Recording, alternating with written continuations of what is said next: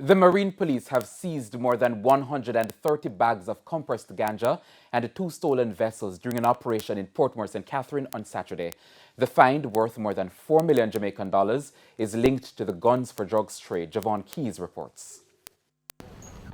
The police say they're seeing increasing links in the guns for drugs trade between areas in St. Thomas and St. Catherine. Sub-officer in charge of operations in the Marine Police Division, Inspector Darren White, says one of the latest operations carried out on Saturday led to the seizure of 715 pounds of compressed marijuana with a street value of $30,000 or 4.6 million Jamaican dollars, as well as equipment.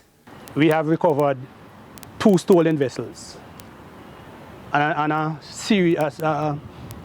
a number of white knitted bags amounting to about 32, estimated about 400 pounds of vegetable matter resembling ganja. Based on the relentlessness of the police, we went into a swampy area in the mangroves.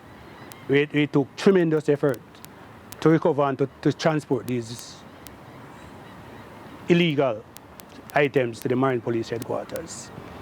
Inspector White says no arrest has so far been made in connection with the items found. However, investigations continue. The Marine Corps says, however, there has been a continued trend in the guns for drugs trade of stealing not just vessels, but also engines. They will steal at least 3 or 4 engines to make a trip to the Eastern Caribbean. It's amounting to well over $2 or $3 million. These engines are treated as disposables. So whenever time they have difficulty, I see they will just throw one overboard and attach another one.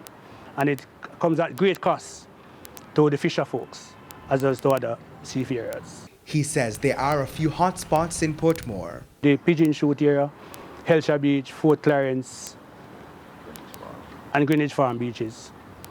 These are the places where the drug traffickers... Where the drug traffickers is learned and investigations reveal that these are the areas that these men assemble and carry out them operations from there and leaving the hours of the night. But we are on to them.